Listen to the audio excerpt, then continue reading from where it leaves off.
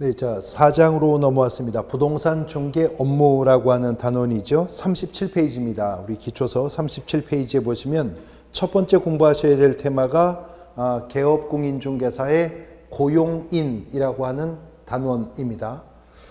공인중개사법 2조가 고용인이 무엇인지에 대해서는 용어의 정의를 하고 있지는 않지만 우리가 용어의 정의를 공부하면서 이 용어의 의미는 묶어서 공부를 한 적이 있었죠.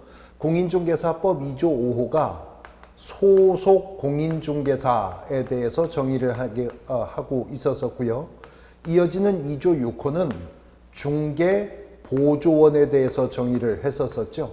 근데 공인중개사법이 별도로 용어의 정의를 하고 있지는 않지만 이 소속 공인중개사와 중개보조원 양자를 통칭하여서 표현할 적에 고용인이라고 하는 표현을 쓴다는 것이죠.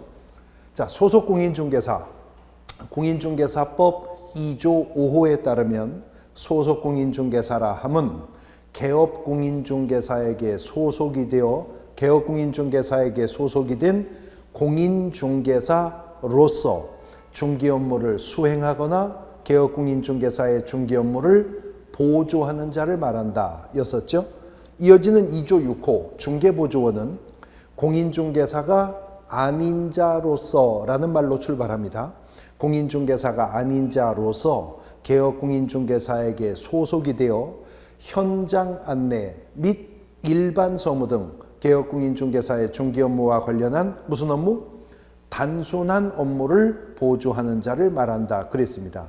그래서 소속 공인중개사와 중개보조원 양자를 비교해 보면 공인중개사로서 공인중개사가 아닌 자로서 중개 업무를 수행도 할 수 있다, 단순 보조만 가능하다 하는 점에서는 차이가 있었지만 용어의 정의상으로도요, 소속 공인중개사든 중개보조원이든 개업 공인중개사에게 소속되어 있다는 점 같죠?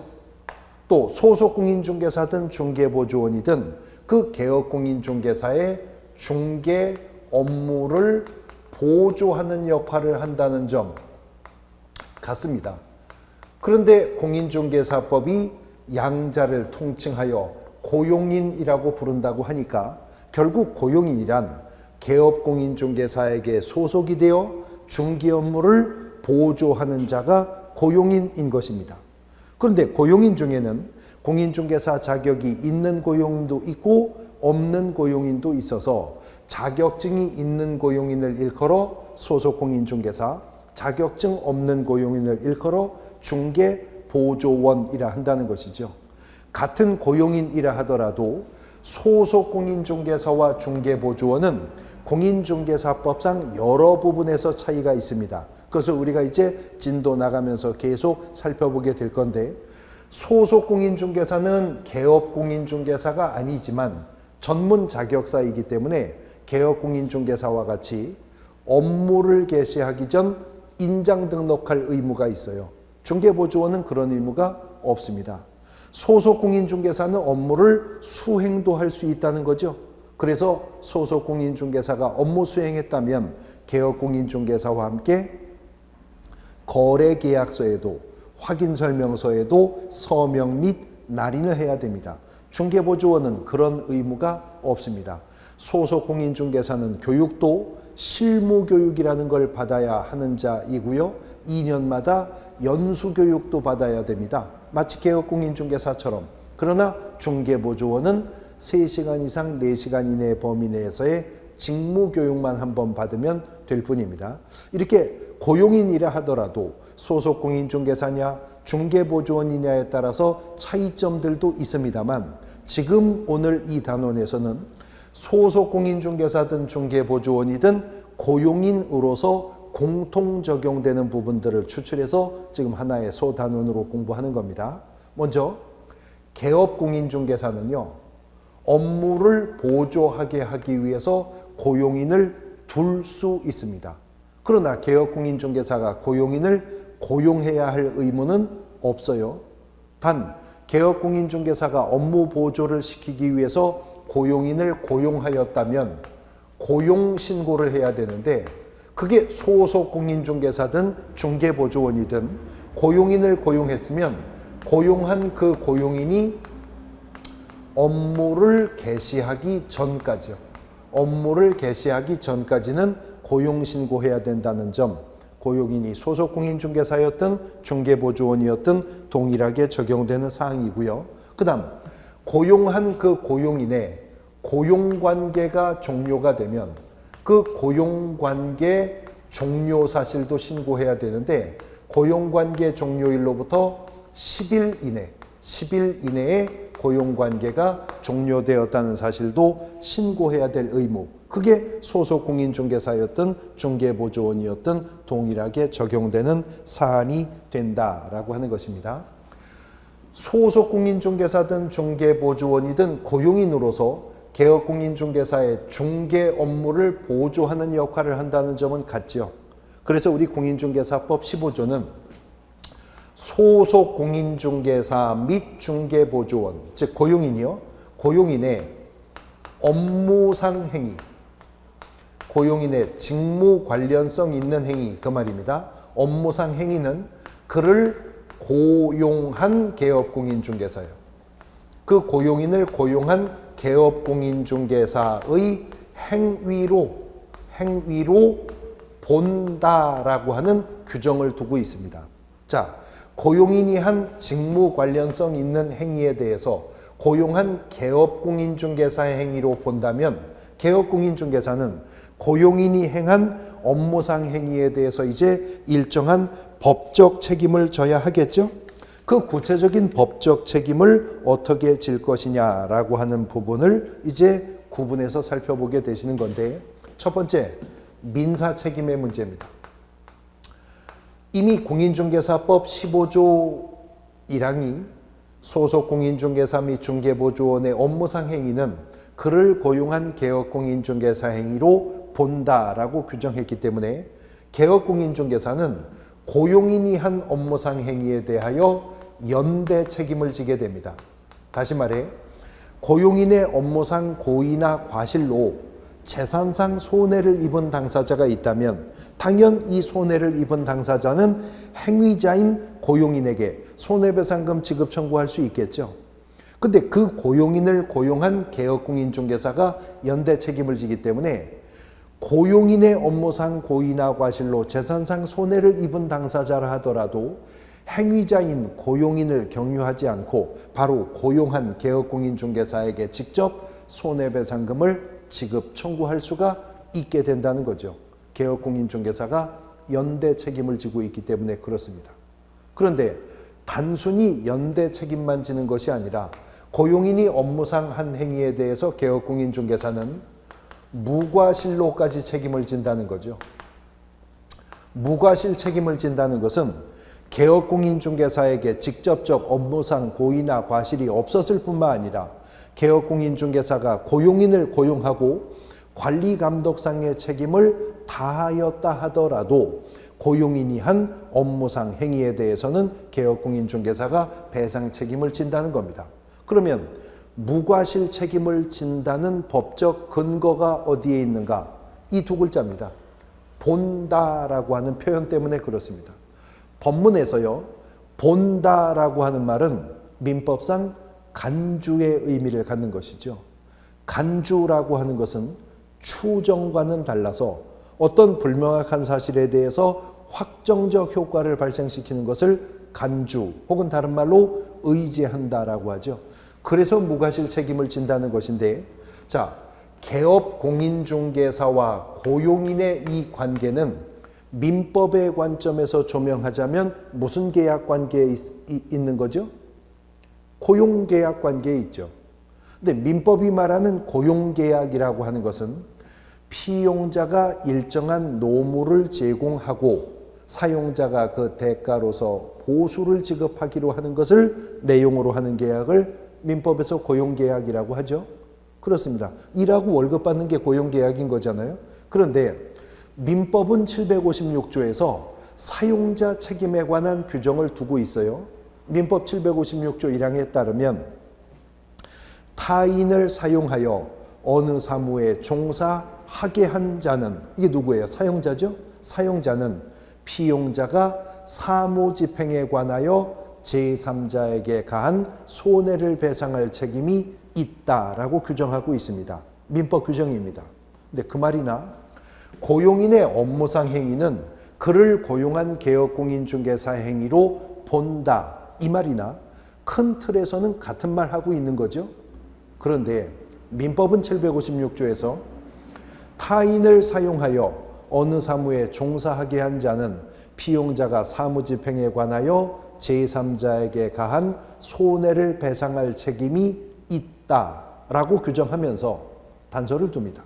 그러나 사용자가 피용자의 선임 및 사무 감독에 상당한 주의를 한 때, 상당한 주의를 하여도 손해가 발생한 때에는 그러하지 아니하다라고 하는 단서입니다. 즉 단순한 민법상의 고용계약 관계 속에서의 사용자라면 과실 책임만 진다는 것이죠. 근데 공인중개사법 15조 2항은 법문의 끝에 가서 본다라고 매듭 짓고 있다는 거죠. 그러므로 공인중개사법상 개업공인중개사의 고용인에 대한 법적 책임은 단순한 민법상 고용계약 관계 속에서 사용자의 피용자에 대한 책임보다 더 무겁고 강화된 책임을 묻고 있다라고 하는 사실을 알 수가 있습니다. 이렇게 민사책임은 연대하여 무과실로까지 책임을 지는 것입니다만 법적 책임의 문제라 하더라도 민사책임과 형사책임의 문제는 그 성격이 판이하게 달라서요. 형사책임의 대원칙은 자기책임주의 원칙이라는 것이 있습니다. 불법 행위가 있었으면 그 행위자가 책임을 진다는 것이죠. 근데 문제는 형사책임의 큰 원칙으로서 자기책임주의 원칙이 있다고 해서 소속 공인중개사나 중개보조원, 고용인이 위법 행위를 하면 행위자인 고용인만 벌하고 고용한 개업공인중개사에게는 아무런 형사적인 제재를 가하지 않으면 개업공인중개사가 고용인을 고용하고도 관리감독상의 책임 등을 소홀히 함으로 인해서 거래 질서가 문란되거나 부동산 투기가 유발되는 부작용이 생길 수도 있을 것이라는 거죠. 그래서 우리 공인중개사법 50조에는 공인중개사법 50조에는 양벌 규정이라고 하는 것을 두고 있는데 그 내용은 고용인이나 법인일 경우에 임원 또는 사원이 공인중개사법을 위반해서 형사처벌을 받게 된다면 개업공인중개사는 동조에 규정이 되어 있는 벌금형을 과한다라고 하는 양벌 규정을 두고 있다는 거죠. 예를 들어서요. 중개보조원이 의뢰인과 직접 거래하는 행위를 하였다. 뒤에서 공부하실 건데 이거 이법 33조 금지행위이고요. 의뢰인과 직접 거래하는 것은 공인중개사법이 3년 이하의 징역 또는 2천만 원 이하의 벌금형으로 처벌을 합니다. 그러면 의뢰인과 직접 거래하는 행위를 행한 그 중개보조원은 3년 이하의 징역형이 선고될 수도 있고 2천만 원 이하의 벌금형이 선고될 수도 있겠죠. 이때 양벌 규정이 작동한다면 고용한 개업공인중개사에게는 어떻게 해요? 2천만 원 이하의 벌금형을 선고할 수가 있게 된다는 거죠. 같은 조에 규정되어 있는 벌금형을 과한다라고 했기 때문에요. 그런데 여기에 이 법이 개정되는 과정에 단서가 들어와서 같은 조에 규정되어 있는 벌금형을 과한다라고 하면서 그러나 개업공인중개사가 고용인의 그 위반 행위를 방지하기 위한 관리감독상의 책임을 게을리하지 아니한 때에는 그러하지 아니하다. 즉 고용인은 비록 공인중개사법을 위반했지만 고용한 개업공인중개사가 그런 위반 행위가 발생하는 것을 방지하기 위해서 사용자로서 감독상의 책임을 다했다면 그때는 양벌 규정을 작동해 개업공인중개사에게 벌금형 선고하지 않겠다는 단서 규정이 있습니다. 그래서 형사 책임은 이제 과실 책임을 지는 겁니다. 민사 책임은 지금도 무과실 책임이죠. 형사 책임은 과실 책임을 지게 된다 하는 것입니다. 자, 그런데 고용인에 대한 관리감독상의 책임을 소홀히 한 사실이 인정된다면 양벌 규정이 적용되어서 벌금형이 선고될 수도 있겠죠. 그런데 우리가 방금 전 시간에 결격사유를 공부하면서 공인중개사법을 위반했고 300만 원 이상형의 벌금형을 선고받으면 결격사유에 해당한다는 사실을 배웠죠. 관련해서 대법원 판례는요, 개업공인중개사가 만일 고용인 때문에 이 법 50조의 양벌 규정을 적용받아 벌금형을 선고받게 되는 경우는 개업공인중개사가 이 법에 의하여 벌금형을 선고받기는 한 것이지만 개업공인중개사가 직접 이 법을 위반하는 행위를 하여서 벌금형이 선고된 것은 아니기 때문에 양벌 규정으로 인해서 벌금형을 선고받게 된다면 비록 그 가액이 300만 원 이상이라 하더라도 그것이 등록의 결격사유에 해당하는 사례가 되는 것은 아니다라고 하는 것이 대법원 판례의 입장이다라고 하는 점도 또 정리해 두실 필요가 있겠습니다. 자, 고용인에 관한 문제, 중개 업무와 관련한 첫 번째 테마로 보셨고요. 그 다음에 2절입니다. 38페이지에 보시면 2절 업무의 범위라고 하는 것인데 공인중개사법에서 이 업무의 범위와 관련해서 문제가 출제가 된다면 업무 범위에 관한 문제는 크게 세 가지의 주제를 가지고 있습니다. 첫 번째, 업무 지역의 범위, 두 번째, 중개 대상물의 범위, 그리고 세 번째는 겸업 업무의 범위입니다만 실제로 단독 문제로 매년 문제가 출제되는 것은 이 중에서 겸업의 범위에 관한 문제, 그 중에서도 법인인 개업공인중개사가 중기업 외에 뭘 더 할 수 있느냐라고 하는 법인인 개업공인중개사의 업무 범위 문제에서 집중적으로 문제가 출제되고요. 나머지의 주제들은 출제된다 하더라도 단독 문제거리는 아니고 시험 문제에서 지문 하나거리 정도로 출제될 뿐입니다. 어쨌든 순서대로 정리해 보면 업무 지역의 범위에 관한 문제는 제한을 받는 개업공인중개사는 오직 부칙상의 개업공인중개사뿐입니다. 그래서 부칙상의 개업공인중개사는요, 업무 지역의 제한이라는 것이 있어서 부칙상의 개업공인중개사는 자기가 사무소를 두고 있는 지역을 관할하는 시도요, 특별시, 광역시, 도 내에 있는 물건만 중개할 수 있는 것이 원칙입니다. 다시요. 부칙상의 개업공인중개사는 자기가 중개사무소를 두고 있는 지역을 관할하는 시도, 특별시, 광역시, 도, 특별자치도요. 시도 내에 있는 물건만 중개할 수 있는 것이 원칙입니다. 그러나 법인인 개업공인중개사나 공인중개사인 개업공인중개사는 업무 지역에 제한이 없습니다. 중개사무소가 어디에 있든 어디에 소재한 물건이든 관계없이 중개할 수 있어요. 근데 부칙상의 개업공인중개사는 업무 지역에 제한을 받으니 서울시 노원구에 중개사무소가 있다면 이 부칙상의 개업공인중개사의 업무 지역은 서울특별시입니다.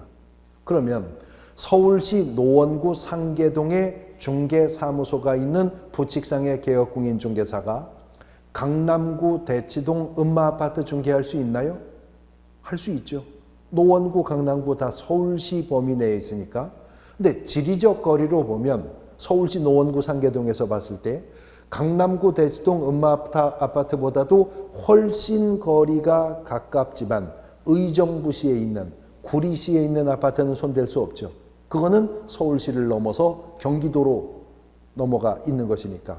이렇게 부칙상의 개업공인중개사는 사무소가 속한 지역을 관할하는 시도 내에 있는 물건만 중개할 수 있는 것이 원칙입니다. 항상 원칙이라는 말은 예외가 있다 그 말이죠. 그렇습니다. 부칙상의 개업공인중개사가 뒤에서 공부하실 건데요. 부동산 거래 정보망이라고 하는 게 있어요. 이 부동산 거래 정보망이란 개업공인중개사 상호 간의 중개대상물의 중개에 관해 정보 교환하는 체계를 말합니다. 쉽게 생각하시면 인터넷 사이트라고 생각하시면 돼요.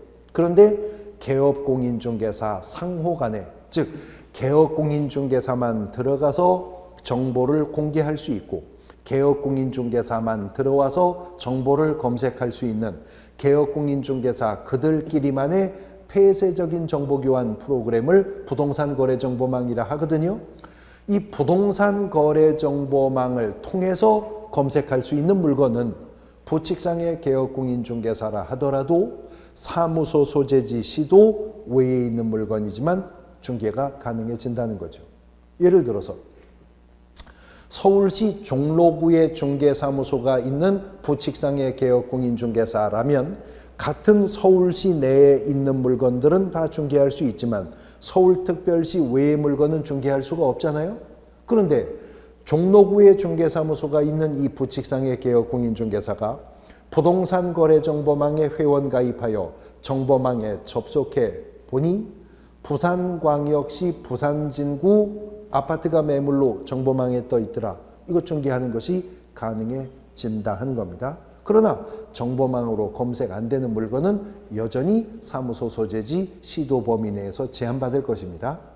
그 다음 두 번째는 39페이지 맨 위에 중개대상물의 범위라고 해서 간략하게 설명이 있는데, 중개대상물의 범위라는 것은 개업공인중개사의 종별에 따라 중개할 수 있는 중개대상물의 범위가 달리 정해지고 있느냐, 결론부터 말씀드리면 그런 제한은 없습니다.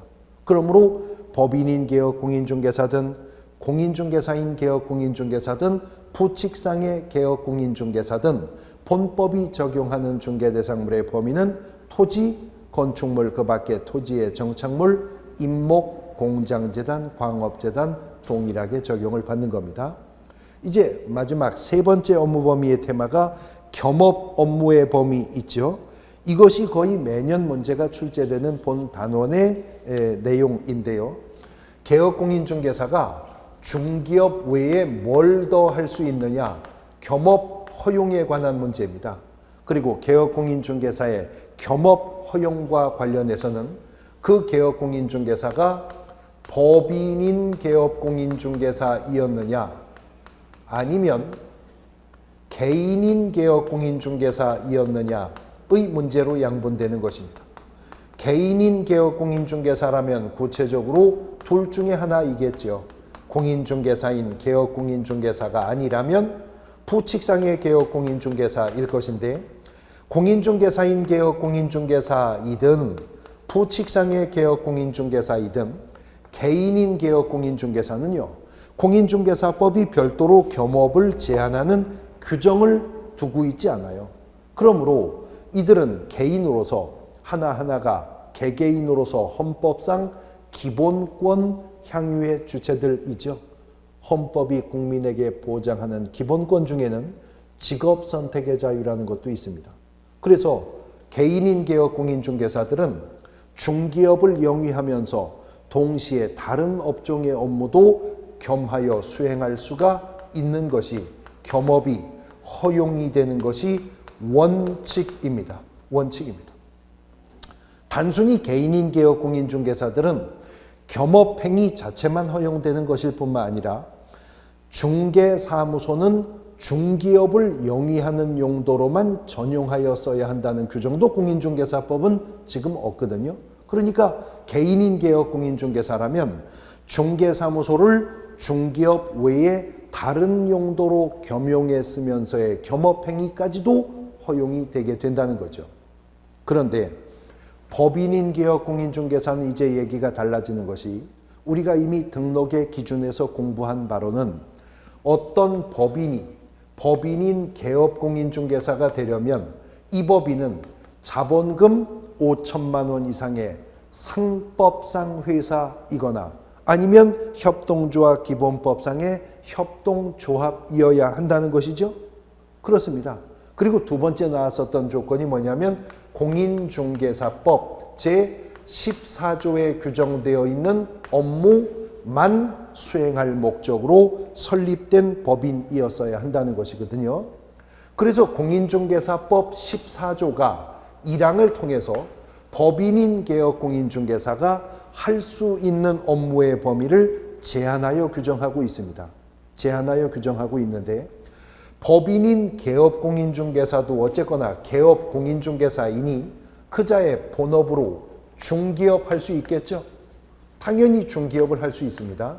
그리고 14조가 1항 각 호를 통해서 5가지 업무를 또 허용해 주는 게 있는데 14조가 1항 각 호를 통해서 허용해 주고 있는 5가지 업무가, 첫 번째는 상업용 건축물이나 주택, 상가나 주택 말하는 겁니다. 상업용 건축물이나 주택에 대한 임대 관리 등의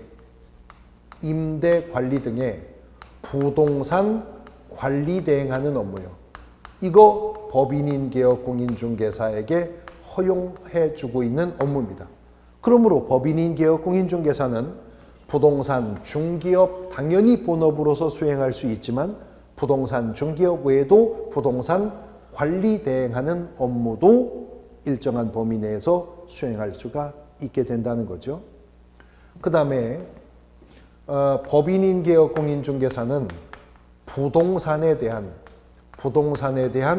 이용, 개발 및 거래에 관해서 상담을 하는 업무를 할 수가 있답니다. 우리가 상담을 업으로 할 때 컨설팅업 한다고 하죠. 법인인 개업 공인중개사가 일정한 범위 내에서 컨설팅업을 할 수가 있다는 것입니다. 부동산 컨설팅을 할 수가 있다고 지금 말하고 있죠. 자, 그러면 개인인 개업 공인중개사들도 부동산 컨설팅 할 수 있을까요? 할 수 있죠. 왜냐하면 개인인 개업 공인중개사는 원래가 겸업이 허용되는 자들이니까요. 그런데 법인인 개업 공인중개사도 14조가 1항을 통해서 컨설팅 할 수 있다고 했으니까 법인도 할 수 있는 것인데, 단 법인인 개업 공인중개사가 할 수 있는 상담, 컨설팅은 물적 범위를 제한받습니다. 어떤 컨설팅? 부동산 컨설팅 할 수 있다는 거죠. 부동산 컨설팅. 개인인 개업 공인중개사들이라면 원래가 겸업이 허용되는 자들이기 때문에 부동산 컨설팅을 할 수 있는 것은 물론이고, 개인인 개업 공인중개사들이라면 주식 투자 상담, 진학 진로 상담, 선물 거래 상담, 뭐 아니면 입시 상담, 인생 고민 상담, 이혼 상담, 가정 폭력 상담 다 해도 돼요. 개인인 개업 공인중개사들은. 그러나 법인인 개업 공인중개사가 할 수 있는 컨설팅은 무슨 컨설팅? 부동산 컨설팅입니다.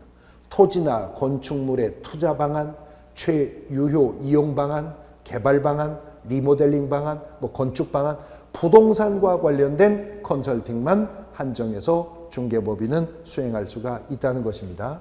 그 다음 네 번째는 개업공인중개사를 대상으로 해서 개업공인중개사를 대상으로 중개업에 관한 경영기법이나 중개업에 관한 경영정보를 제공하는 업무를 할 수가 있답니다. 우리가 이 경영기법이나 경영정보 제공하는 업무를 일컬어서 프랜차이즈 한다라고 하죠. 일정 범위 내에서 개업공인중개사, 법인일 경우에 프랜차이즈가 가능한데, 앞서서 법인인 개업공인중개사에게 허용한 컨설팅은 무슨 컨설팅이요? 부동산 컨설팅으로 한정하여 컨설팅이 허용된다고 그랬죠. 근데 이번에 프랜차이즈는 인적 대상을 제한합니다. 누구를 대상으로요? 개업공인중개사를 대상으로 한정해서 중기업의 경영기법이나 경영정보를 제공하는 업무를 수행할 수가 있다는 것이죠. 그 다음에는 상업용 건축물이나 주택에 대해서 분양 대행하는 업무를 할 수가 있다라는 것입니다. 자, 여기서 우리가 그 적용 범위를 비교해 봐야 될 것은요. 컨설팅은 부동산 컨설팅만 가능하다고 했죠. 근데 대상 물건이 부동산이면 그게 주택이든 상가든 공장이든 농지든 임야든 불문하고요. 부동산이기만 하면 다 컨설팅 가능해요. 그런데 분양 대행은 부동산 중에서도 상업용 건축물, 상가나 주택에 대한 분양 대행만 가능하다는 겁니다. 공장 건물 분양 대행 등은 법인인 개업 공인중개사에게 허용되어 있는 업무 범위에 속하지는 않는다 하는 점 또 유의해 두셔야 되겠습니다. 그 다음에는 의뢰인의 의뢰가 있다면 주거 이전의 부수가 되는 용역의 알선을 법인인 개업 공인중개사가 할 수 있다고 하는데, 쉽게 말을 해서 주거 이전이라는 건 이사하는 거잖아요. 그럼 주거 이전에 부수되는 용역업이라 한다면 익스프레스, 이삿짐 센터, 도배, 벽지, 장판 설치, 아니면 브라인드, 버티칼 설치, 이런 것들이 주거 이전에 부수가 되는 용역업일 겁니다. 만약에 입법자가 법인인 개업 공인중개사에게 주거 이전에 부수가 되는 용역을 할 수 있다라고 말했다면, 법인인 개업 공인중개사가 중개업하면서 이삿짐 센터를 운영하거나 도배, 벽지, 장판 업체를 운영할 수도 있었겠죠. 근데 주거 이전에 부수가 되는 용역의 알선 그랬어요. 그러니까 법인인 개업 공인중개사가 직접 이삿짐 센터를 운영할 수 있다는 게 아니라 의뢰인이 의뢰하면 이삿짐 센터 소개해 주는 거, 도배, 벽지, 장판 업체 연결해 주는 알선 업무를 할 수가 있다는 것입니다. 중기업 외에 이 5가지 업무가 공인중개사법 14조 1항을 통해서 허용된 업무입니다. 1항을 통해서 허용된 업무예요. 근데 공인중개사법 14조 2항이요. 공인중개사법 14조 2항이 개업 공인중개사는 14조 1항은요. 법인인 개업 공인중개사는 그렇게 문장의 주어가 축소되어 출발했는데 14조 2항은 개업 공인중개사는 다시 이렇게 출발해요. 그래서 14조 2항은 개업 공인중개사는 민사집행법상의 경매나 국세징수법 등의 공매와 관련을 해서 권리 분석, 취득의 알선 뿐만 아니라 매수 신청이나 혹은 입찰 신청을 대리하는 업무를 할 수 있다라는 규정을 14조 2항이 둡니다. 질문: 누가 경공매, 권리분석, 취득의 알선, 매수 신청, 입찰 신청 대리할 수 있다고요? 네, 개업 공인중개사는 그랬어요. 법인인 개업 공인중개사만으로 한정한 게 아니고. 근데 문제는 공인중개사법 부칙에 보면요, 부칙상의 개업 공인중개사는 14조 2항의 규정에 불구하고 동항의 업무를 할 수 없다는 규정이 따로 있습니다. 그래서 부칙상의 개업 공인중개사는 경공매 관련 업무를 할 수가 없게 됩니다. 그러면 그자는 부칙에 의해서 제외가 되었으니까 법인인 개업 공인중개사뿐만 아니라 공인중개사인 개업 공인중개사도 경공매 관련해 권리분석이나 취득의 알선은 물론이고 매수 신청이나 입찰 신청 대리할 수 있겠죠? 할 수가 있습니다. 그런데 민사집행법상의 경매 대리 업무는 14조 3항에서 조건을 제시하는 게 있습니다. 14조 2항이 할 수 있다고 일단 허용해 놓고 나서 14조 3항이 2항이 할 수 있다고 하는 업무 중에서 민사집행법상의 경매 대리 업무를 하려면 대법원 규칙이 정하는 요건을 갖추어서 법원에 등록을 하고 감독을 받게 된다면, 그러면 민사집행법상의 경매 대리하는 업무를 수행할 수가 있다라고 하는 규정을 두고 있는 거죠. 그러니까 법인인 개업 공인중개사나 공인중개사인 개업 공인중개사가 대법원 규칙의 요건을 갖추어 법원에 등록을 하면 변호사나 법무사 자격 없이도 민사집행법상의 경매 대리하는 행위까지도 허용되게 된다는 겁니다. 개인인 개업 공인중개사는 원칙적으로 겸업이 허용되지만 법인인 개업 공인중개사는 14조가 허용해 준 이 업무들만 할 수 있습니다. 그러므로 여기 판서되어 있는 업무가 아닌 업무라면 그것이 어떤 업무든 법인인 개업 공인중개사가 수행할 수 없겠고요. 지금 판서되어 있는 업무가 아닌 업무인데 법인인 개업 공인중개사가 수행하면 이것은 법인의 업무 허용 범위를 위반하게 되는 것이죠. 상대적 등록 취소 사유에 속합니다. 시험이 오지선다형 형태로 출제되고 있는 그 시험의 속성상 그래서 법인인 개업 공인중개사가 중개업 외에 할 수 있는 업무는 거의 매년 시험 문제로 출제가 되고 있는 부분이니까 기초과정이지만 눈여겨 보아두셔야 될 부분입니다. 업무 범위, 고용인과 함께 문제 살펴보셨고요. 페이지를 넘겨보면 40페이지에 중개사무소라고 하는 단원이 나오죠. 근데 중개사무소의 개념 이해를 위해서는 등록 위반의 문제와 좀 결부해서 이해해 보셔야 될 필요가 있어서 앞서서 우리가 등록의 기준과 절차, 등록의 결격 사유로 연결해서 공부했습니다. 등록 위반을 중개사무소와 연결해서 공인중개사법이 말하는 중개사무소의 개념 정리를 해보도록 할 겁니다. 쉬었다가 보겠습니다.